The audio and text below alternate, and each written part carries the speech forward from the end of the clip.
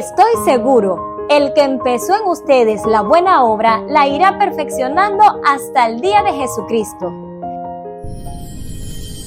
Lección 2. Razones para agradecer y orar.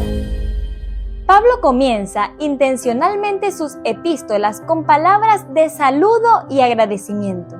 Gracia y paz a ustedes, de nuestro Padre Dios y del Señor Jesucristo. Siempre damos gracias al Dios y Padre de nuestro Señor Jesucristo cuando oramos por ustedes. Colosenses 1, versículo 2 y 3. Esa debe ser la actitud de todo cristiano en los últimos días ante el llamado y las revelaciones que Dios nos da para este tiempo, así como por el privilegio de poder ver y participar de la culminación de su obra del perdón aquí en la tierra, asunto que permitirá la aparición de nuestro Salvador por segunda vez. Esta semana estudiaremos las palabras iniciales de agradecimiento y oración de Pablo en Filipenses y Colosenses, las cuales pueden enriquecer y fortalecer nuestra propia vida de oración. Según Filipenses, capítulo 1, del versículo 3 al 8, Pablo sentía mucha gratitud ante Cristo por haber sido utilizado para encontrar a los escogidos por medio de los cuales se terminaría la obra de predicación a las naciones y podría volver Cristo a esta tierra. Para Pablo, el que alguien fuera de los escogidos de Dios era motivo suficiente para amarlo y trabajar hasta el desgaste por ellos, lo cual sentía como un privilegio. Así como Pablo participaba de los sufrimientos de Cristo, los filipenses participaban de los sufrimientos de Pablo y apoyaban económicamente su ministerio. Esta reciprocidad que existió desde el primer día hasta ahora, lo motivó a agradecer a Dios por ellos y a orar por ellos con gozo. En Filipenses capítulo 1, versículo 7, resulta interesante que Pablo describa su situación en la cárcel de forma positiva. Aquí el uso de estos dos términos legales sugiere que su juicio es inminente, pero Pablo parece menos interesado en su propio futuro que en la vindicación del Evangelio. Es decir, colocaba los intereses del colectivo por encima de los propios, dando ejemplo de lo que debe ser un líder del remanente de Cristo en todos los tiempos, pero en especial para los últimos días. Si ahora leemos la corta oración de Pablo en Filipenses 1, del versículo 9 al 11, solo tiene 43 palabras en griego, y podemos notar que las centra en el cambio de carácter de los escogidos como indispensable para lograr la predicación final que traería la segunda venida de Jesús. Veamos más detenidamente algunos de los elementos individuales de la oración. Primero, amor.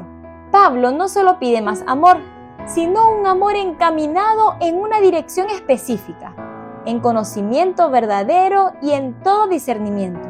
La referencia al conocimiento no se refiere a algo meramente intelectual, sino que implica una comprensión de las cosas espirituales que solo pueden adquirirse mediante la comunión con Dios y el estudio de su palabra.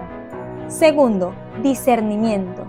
Para Pablo, esto significa ser capaz de aprobar lo mejor o excelente, en contraste con lo moralmente perjudicial, y ser sinceros y sin culpa, es decir, irreprochables. Tercero, sinceridad. La palabra griega así traducida significa juzgado por la luz del sol, y se refiere a una intachable pureza de acción. Cuarto, sin culpa. Esto significa no ser piedra de tropiezo, no decir ni hacer nada que haga más difícil que una persona crea. Quinto, justicia por medio de Jesucristo. Pablo se detiene largamente en esto en las epístolas de Romanos y Gálatas, y lo ampliará también en Filipenses 3. No tenemos justicia propia, sino solo la que recibimos por medio de Cristo. Vemos también en esta carta el discernimiento espiritual aplicado. Notemos cómo los filipenses comprensiblemente se angustiaron cuando supieron del encarcelamiento de Pablo. Ahora su trabajo estaría seriamente limitado, ya que no podía viajar, predicar ni visitar las sinagogas para enseñar acerca de Jesús como el Mesías, ni establecer iglesias. Por ello, enviaron a Epafrodito, para saber cómo estaba el apóstol, animarlo y asegurarse de que sus necesidades físicas estuvieran atendidas. Sin embargo, al leer Filipenses 1 del versículo 12 al 18, nos damos cuenta que el mensaje que Pablo envió a las iglesias por medio de Epafrodito indudablemente los sorprendió. Pablo veía sus circunstancias con otros ojos. Su discernimiento espiritual lo llevó a considerar su encarcelamiento como algo positivo, ya que no obstaculizó en absoluto su tarea, sino que ha contribuido más bien al progreso del Evangelio. Esto se puede ver en Filipenses 1, versículo 12, donde otros solo veían cadenas y barrotes. Pablo veía a sus guardias romanos como potenciales ciudadanos del reino de Dios. También vio que su encarcelamiento animaba a otros a ser más activos y a estar más decididos a difundir el Evangelio, a hablar con valentía en nombre de Cristo, sin temor a las consecuencias. Por otra parte, la relación de Pablo con los colosenses era diferente de la que tenía con los cristianos de Filipos. Él los incluía entre aquellos que nunca me vieron. No obstante, Pablo les aseguró, como a los filipenses, que siempre daba gracias a Dios por ellos en sus oraciones. Cuando leemos Colosenses capítulo 1 del versículo 3 al 8, notamos cómo Pablo reúne las tres virtudes que menciona en otros lugares: fe, esperanza y amor. Nota que Pablo no atribuye estas virtudes a los colosenses, sino que da gracias al Padre por ellas, pues se cuentan entre las dádivas o dones buenos y perfectos que recibimos de Él. El amor que Dios siente por nosotros nos conduce a la fe en Cristo y a la esperanza del cielo, que Pedro describe como una herencia que nunca puede perecer, ni contaminarse, ni marchitarse, reservada en el cielo para ustedes.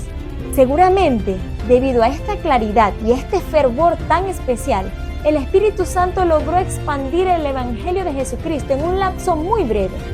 Unos 30 años después de la muerte y la resurrección de Cristo, Pablo ya podía decir que se había extendido a todo el mundo. Un poco más adelante, en el mismo capítulo, el apóstol dice que el Evangelio es predicado a toda criatura que está debajo del cielo. La extensa red de carreteras romanas hizo posible la celeridad en la comunicación y los viajes rápidos, y así fue como las epístolas de Pablo pudieron circular tan amplia y velozmente.